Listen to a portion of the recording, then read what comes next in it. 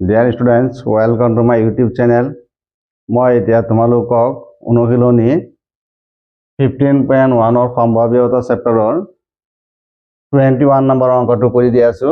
ইয়াত যেহেতু 20 নম্বৰ অংকটো পৰীক্ষাৰ দৃষ্টিকোণৰ পৰা নহয়, গতিকে মই 21 টো কৰি দি আছো। ইয়াত দিয়া আছে 144 টা বল পেন থকা এক মোটা বল পেনৰ 20 টা বল পেন বেয়া আছে আৰু বাকিবোৰ ভাল। নৰি এটা কলম কিনিব যদিহে ই ভাল হয় আৰু বেয়া হলে নিকিনে। দোকানীয়ে যাদৃচ্ছিকভাৱে এটা কলম আনিলে আৰু তাইক দিলে। সম্ভাৱ্যতা কি যাতে তাই এইটো কিনে?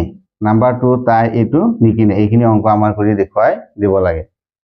ইয়াত মুঠ বল পেন দিয়া আছে 144 টা। ইয়াৰ অন্তৰ্ভুক্ত আছে 20 টা বেয়া কলম। গতিকে দোকানীয়ে যদি নৰিক ভাল বল পেন দিয়ে তেতিয়াহ'লে কিনিব আৰু যদি বেয়াটো দিয়ে তেতিয়াহ'লে তাই নিকিনে। আমাৰ দুয়োটাৰে সম্ভাৱ্যতা নিৰ্ণয় কৰিব লাগে। ইয়াত দিয়া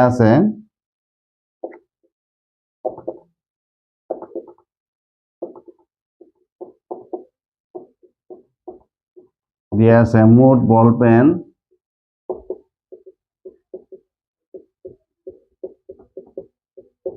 equal to 144 বেয়া বল পেন আছে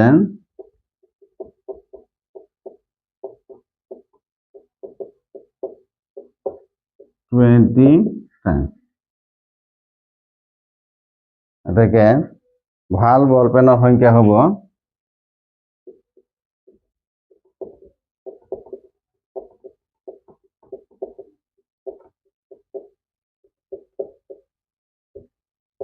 সংখ্যা ইকুয়াল টু 124 টা। 124 টা ভাল বল পেন ইয়াত আছে। নাম্বাৰ 1 দিছে তাই এইটো কিনে, অৰ্থাৎ ভাল হলে কিনিব আৰু বেয়া হলে নিকিনে। গতিকে নাম্বাৰ 1 কিনাৰ সম্ভাৱ্যতাটো মই উলিয়াই দি আছো।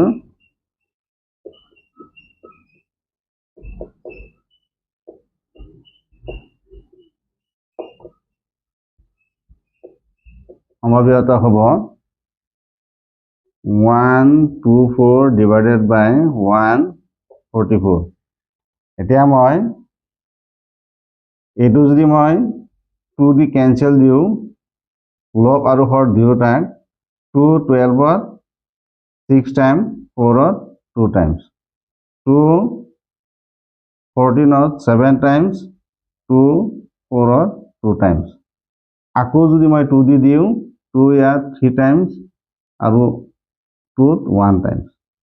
ইয়াত যাব 2 3 টাইমস আৰু 12 ত যাব 6 টাইমস। এতিয়া 31 টো মৌলিক সংখ্যা আৰু কটাকটি নাযায়, গতিকে মই লিখিব পাৰো 31 divided by 36, অৰ্থাৎ নৰিয়ে বল পেন কিনাৰ সম্ভাৱ্যতা হ'ব 31 divided by 6। এতিয়া মই নাম্বাৰ 2 টো ইয়াত কৰি দি আছো। তাই এটা নিকিনে। তাই যদি এইটো নিকিনে, অৰ্থাৎ এইটো ইয়াত কিনিছে 31 by 36 ওলাল। তাই যদি এইটো নিকিনে, তাই নিকিনাৰ সম্ভাৱ্যতা ইকুয়াল টু 1 মাইনাস এইটো কিনাৰ 31 by 36 minus 31 equal to 5 by 36। যেহেতু ইয়াতো কোনো ধৰণৰ কটাকটি নাযায়, 5 টো মৌলিক সংখ্যা আৰু 36 ত ইয়াত দুটাত কটাকটি নাযায়, গতিকে ইয়াৰ আনসাৰ হ'ব 5 by 36। তাই নিকিনাৰ সম্ভাৱ্যতা হ'ল 5 by 36।